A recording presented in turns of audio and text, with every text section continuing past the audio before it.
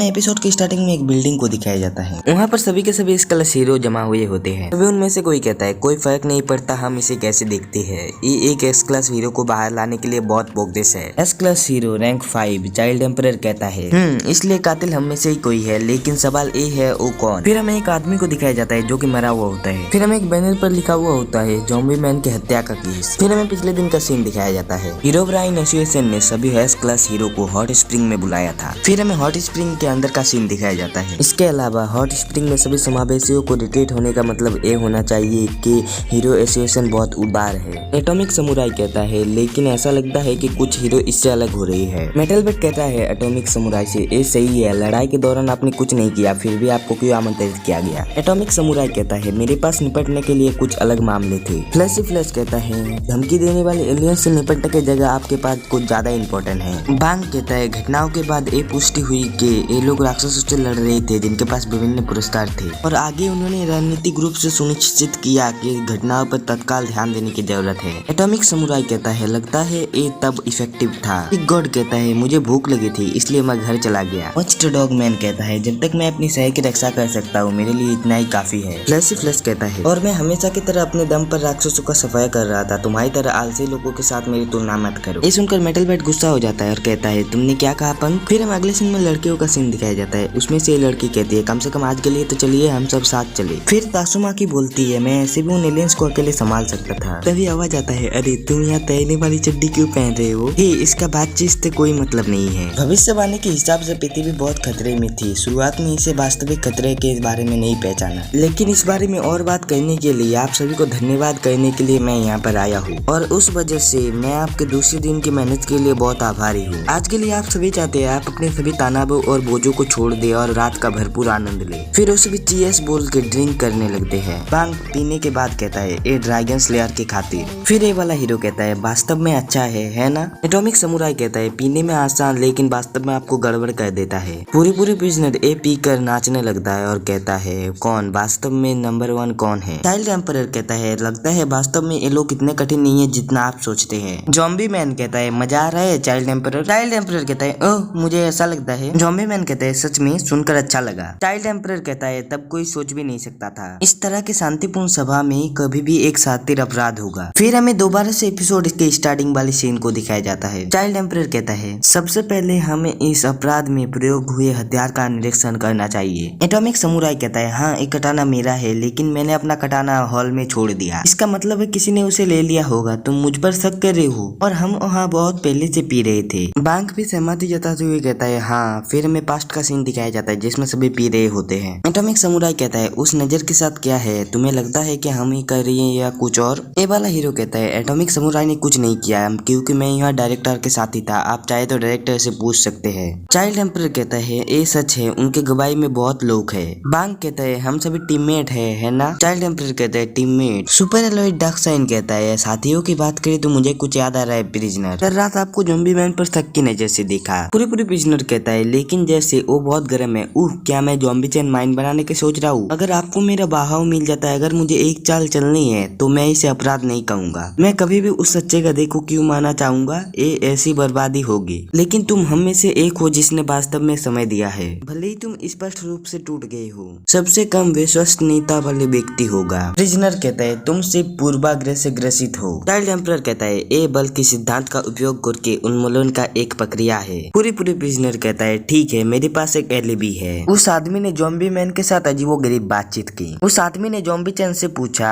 क्या ये सच है अगर तुम्हें छुरा घोंप दिया जाए तो तुम मर नहीं सकते। साइतामा कहता है आहा ऐसे ही है। जेनोस से थॉट के ज़ॉम्बी मैन अमर है। जेनोस कहता है हे छोटे गुंडा तुम क्या साइतामा संशय पर शक कर रहे हो। मैं सिर्फ उन सबूतों के साथ उन्मूलन की प्रक्रिया करने की कोशिश कर रहा हूँ जो मैं इकट्ठा कर रहा हूँ, और ऐसे भी हम उसके बारे में बहुत सी बातें नहीं जानते हैं। हम सभी जानते हैं वो किसी तरह का जासूस हो सकता है, जाहिर है उस तरह के चेहरे के साथ नहीं। जेनोस कहता है अगर साइतामा सन से ज़ॉम्बी मैन को मारना चाहेगा तो उसे हथियार का जरूरत नहीं, वो सिर्फ एक मुक्का मारेगा। जेनोस कहता है एक मिनट। फिर वो मन में सोचता है अगर वो सिर्फ ये देखने की कोशिश कर रहा था कि ज़ॉम्बी मैन वास्तव में अमर है या नहीं, इस बात की थोड़ी सी संभावना है कि उसने उस बात की पुष्टि के लिए हथियार का इस्तेमाल किया हो, लेकिन ये इस मामले को एक्सप्लेन कर सकता है। गाइस वीडियो को ज्यादा लंबा ना बढ़ाते हुए मैं बताता हूँ किसने मारा था ज़ॉम्बी चान को। कल रात तासुमाकी ने ज़ॉम्बी मैन को मारा था। चाइल्ड एम्परर और एक बंदा साथ कंप्यूटर में देख रहा होता है ये सब कुछ के करत क्या हुआ था। साइतामा जेनोस घर जाने लगता है, तभी साइतामा कहता है आखिर में पता चल ही गया ज़ॉम्बी मैन को मारने वाला वो बच्चा था। मुझे हैरानी हो रही है उसने ऐसा कुछ क्यों किया। और एक बात, ज़ॉम्बी मैन को छुरा घोपने के बाद भी वो जिंदा बच गया था, इससे साबित हो जाता है ज़ॉम्बी मैन को छुरा घोपने के बाद भी कुछ नहीं होता है। तो आज के एपिसोड को यहीं पर खत्म कर दिए। अगर आपको ये एपिसोड आया पसंद तो लाइक शेयर एंड सब्सक्राइब कर देना। और अगले एपिसोड में आप कौन से एनिमे का एक्सप्लेन देखना चाहते हो ये कमेंट सेक्शन में जरूर बताना।